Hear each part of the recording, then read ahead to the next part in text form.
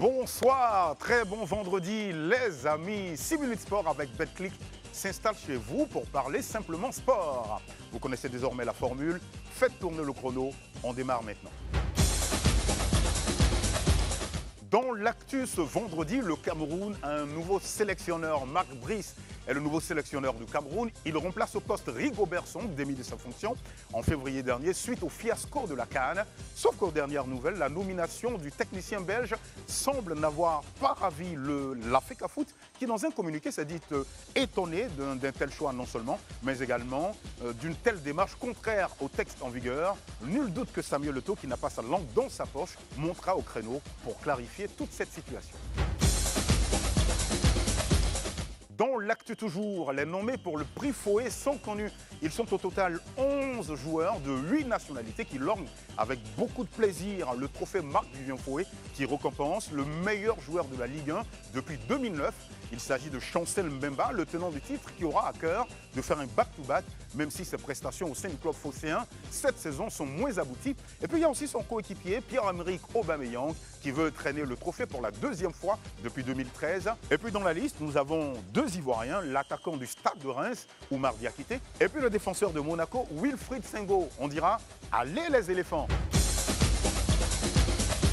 Le focus ce jour est consacré au Bayern Leverkusen qui voit le rêve prendre forme. Non, le Bayern Leverkusen n'est plus ce club-là qui était accablé du sobriquet moqueur de Leverkusen parce qu'il n'avait jamais rien gagné, surtout depuis que Xabi Alonso a été nommé à la tête du club en octobre 2022. Il brille désormais de mille et un feux et est en route pour un titre historique en Bundesliga. Il distance de 13 points son dauphin, le Bayern Munich, cela à 7 journées de la fin. Et tenez-vous bien, sans aucune défaite pour le moment. Si cette tendance se confirmait, ce serait donc une grande première dans l'histoire de la Bundesliga. À l'affiche, Manchester United-Liverpool, qui verra rouge? Telle est la question. Eh bien, le sprint final pour décrocher la couronne d'Angleterre est lancé et il s'annonce extrêmement palpitant. Du coup, tous les matchs auront une valeur particulière. Le match Manchester United-Liverpool, lui, a un double enjeu. Le tout premier, c'est la rivalité historique qu'il y a entre les deux clubs. 20 titres pour Manchester United, 19 pour Liverpool. Et puis, le second pour Liverpool, ce sera donc de remporter le match pour conserver la tête du classement de Première Ligue. Manchester United-Liverpool, c'est ce dimanche à 14h30. On a jeté un coup d'œil pour vous aux cotes. Pour une victoire de Manchester United, ce sera 4,07. Pour une victoire de Liverpool, 1,68. Et puis pour un match nul, 4,20. Pour être complet à l'affiche, il y a donc le match retour de la Ligue des Champions CAF qui va opposer l'ASEC Mimosa d'Abidjan à l'Espérance de Tunis. Ce sera donc au stade Félix Houphouët-Boigny, demain samedi à partir de 20h. Eh bien, on souhaite bonne chance aux Mimos, tout en espérant qu'ils pourront nous refaire ce qu'on a dû vivre en 1999.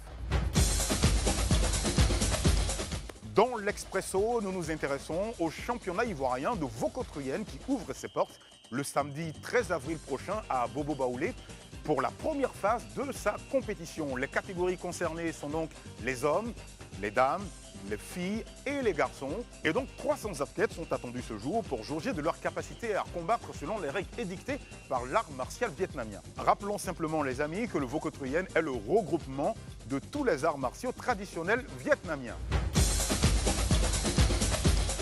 Allez, merci de nous avoir suivis et merci également pour votre fidélité.